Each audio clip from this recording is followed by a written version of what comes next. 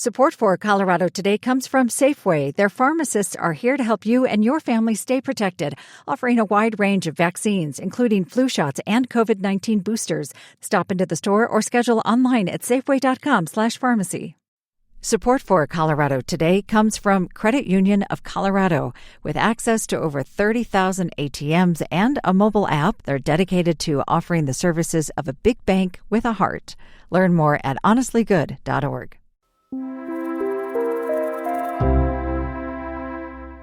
If you've met a Luna at the dog park recently, that is because it is the most popular name for pups in Colorado.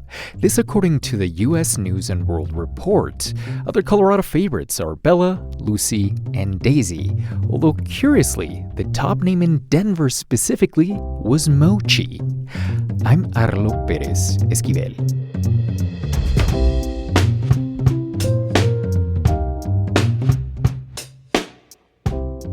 Coming up, what kind of return on investment can you expect from your college degree, especially given how confusing it is to try and pay back loans right now? The Trump administration's tax bill made seismic changes to student loans. Plus, a jail commander is charged with invading inmates' privacy by watching strip search videos.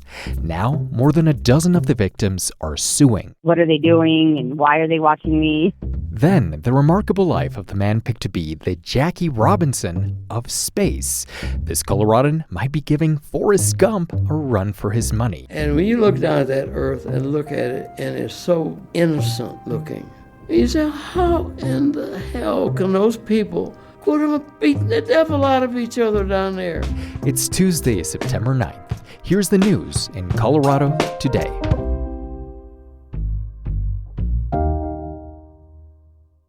Fewer college students in Colorado are graduating with debt. Less student debt is especially good news at a time when people are finding it more confusing to pay their outstanding loans. CPR's Jenny Bernardine has advice from an expert on how to navigate the situation, and more on the state's new findings about the return on investment that you can expect from a college degree. Jenny, how much less debt are we actually talking about here? Yeah, about 43% of last year's graduates who earned bachelor's or associate's degrees have debt. This is among people at public colleges and universities in Colorado, and it comes from the state's Department of Higher Education. That represents a nearly 20-point drop from a decade ago in the percentage of new graduates carrying student loan debt. Also, among the 43% who do have debt, overall they have thousands of dollars less in debt than graduates did a decade ago. And that decrease, what are people attributing it to? They point to several things. Among the highlights, there's a new option for families making less than $90,000. They can get a tax credit for higher education expenses. Colorado also now offers extra aid to students who've experienced homelessness in high school or were in the foster system. Colorado's also trying to make it easier to transfer credits so students spend less time in college so they have less to pay for. That said, 43% of students graduating with debt is still significant. Obviously, there can be advantages to going to college that are not about money. But in terms of wages alone, what do the numbers tell us about the return on investment in a college degree right now for Coloradans? Yeah, so 1 year out of college, the wage gap between bachelor's and associate's degrees and certificates is small. But 10 years down the road, graduates with bachelor's degrees are earning significantly more than associates or certificate holders. Graduates with a 4-year degree are also less likely to be unemployed. So while there are lots of good options for shorter certificate programs, on average, a 4-year degree still results in higher pay down the road, though it takes more money to afford a 4-year degree. And the data show that students in STEM, healthcare, and trades make the most on average no matter which degree they complete. And what are happening with student loan payments right now that's making things confusing for borrowers? Yeah, the Trump administration's tax bill made seismic changes to student loans. It'll end a dozen loan repayment plans in July 2028. It's collapsing those into 2 plans. Court cases have also put millions of borrowers into forbearance, where they can't make payments, but interest is accruing. Whoa, that's pretty wild. Yeah, so a lot of borrowers are trying to switch out of those plans, which is causing a huge backlog in applications at the Federal Student Aid Office. And in May, the federal government started collecting on defaulted loans. It can garnish wages and intercept things like tax refunds and Social Security benefits if someone isn't making payments.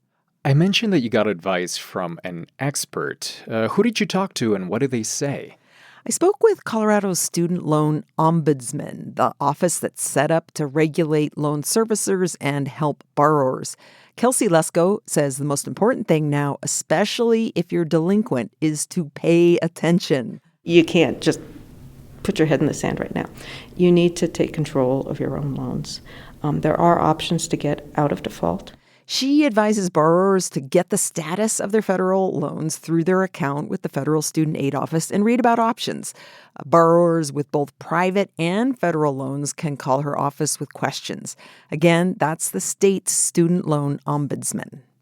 Pay attention. That is good advice for life and for student loans. Definitely. CPR's education reporter, Jenny Brandine. Thank you so much. You're welcome.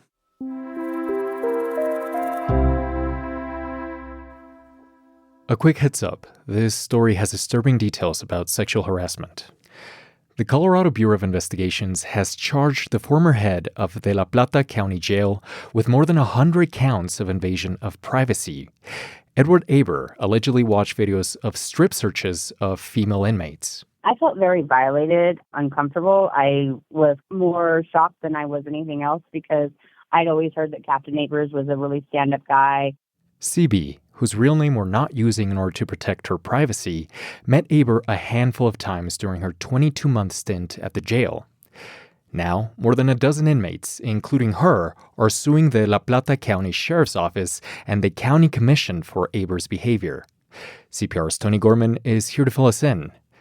Tony, can you start by telling us what happened? Well, Edward Aber was a 19-year veteran at the La Plata County Sheriff's Office.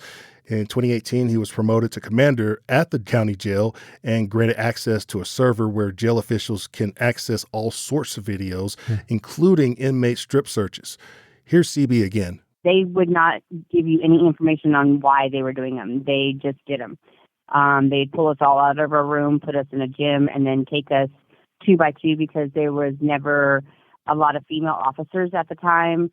Now, according to the lawsuit, Aber used a VPN to conceal his location and would watch videos from both inside and outside of the jail, like at a hotel room in Denver and a residential address in Arizona. Over the course of 5 years, Aber is alleged to have watched more than 100 videos for self-gratification. Wow, that is terrible. Why are these women suing the La Plata County Sheriff's Office and the County Commission and not just Aber? Well, according to the complaint, officials in La Plata County should have known about Aber's history before they made him commander. In 2005, Aber was reported for sexual harassment while working as a police officer with the Durango Police Department.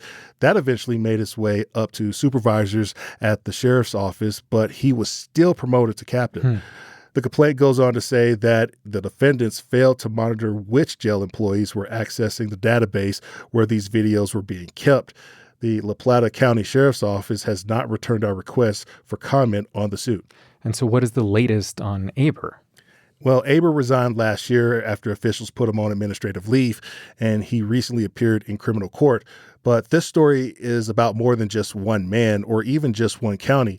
The women in this lawsuit are asking why strip search videos with close-up footage of their breasts and private areas are preserved where there's no evidence of contraband. Now when I'm around places, I notice the camera, I get kind of nervous and like, who's up there watching? Like, what are they doing and why are they watching me? CB was released from La Plata County Jail more than a year and a half ago and says she regularly goes to counseling classes and support groups for mental health. CPR's Tony Gorman. Thank you. Thank you.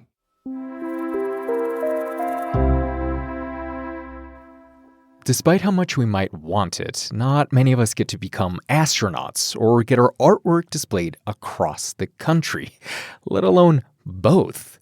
But for Ed Dwight, who lives in Denver, These have just been some of his many, many adventures. So my mom wrote the Pope. Whoa. Yeah, she did. And the Pope ordered that school to integrate. Dwight spoke with Colorado Matters host Chandra Thomas Whitfield ahead of his 92nd birthday, which is today. Happy birthday, Ed! He talked about how, in the late 1940s, he and his sister became the first black students at his Catholic high school in Kansas City because the Vatican responded to his mom's letter. Go, Mom! Dwight would go on to break many more barriers in his life. He was an engineer and an Air Force pilot in 1961 when President Kennedy himself tapped him to become the first black astronaut. And he said no. That is, until his mom got involved again. I called Mom, and she said, you better do this. I sent my stuff in, and of course, it was like magic from that point on. I mean, my whole life changed in a different way. Dwight started training at NASA. He got famous, but after Kennedy was assassinated, he was told to step down. The deal was I had to go away for 3 years. No more speeches, no more personal appearances, no more nothing. That meant no flight into space. Dwight learned that he was being targeted for assassination, and he resigned from the Air Force. He went to work for IBM, then started his own company where he got into the habit of picking up metal scraps from construction sites and welding them into abstract art. Colorado's lieutenant governor saw the art in his house in the 1970s. And they want a statue of him to go in the Capitol. And I said, good luck. I'll help you find somebody. Not me. I had never sculpted any sculpture before. I just welded junk together.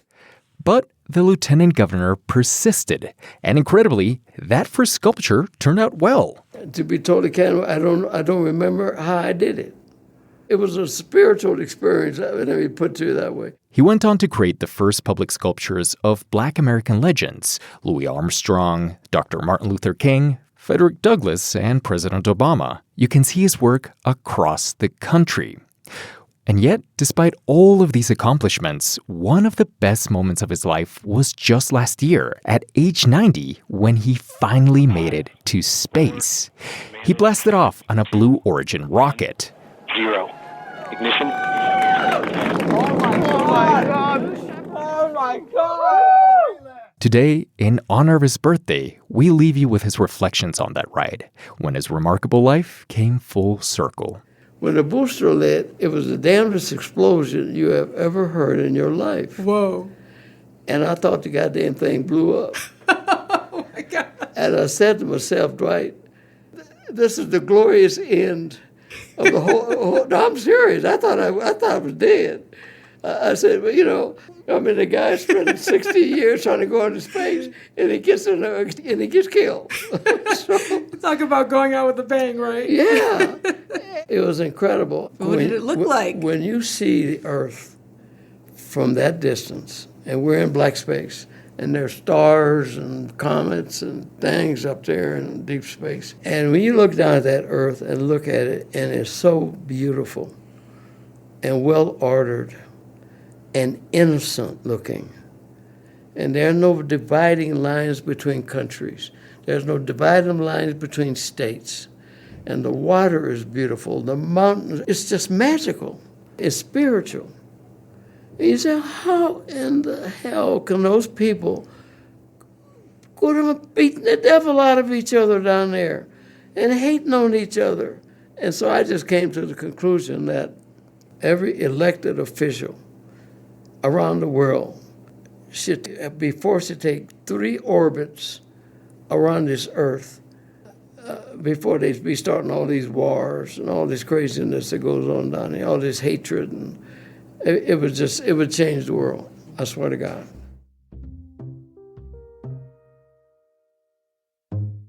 You can hear Dwight tell his full story in rich detail on the Colorado Matters podcast. Reporting for today's show came from producer Nell London. Have you told a friend about Colorado Today recently? Let them in on why you like the show, and thanks for passing along the word. I'm Arlo Perez Esquivel. This is CPR News.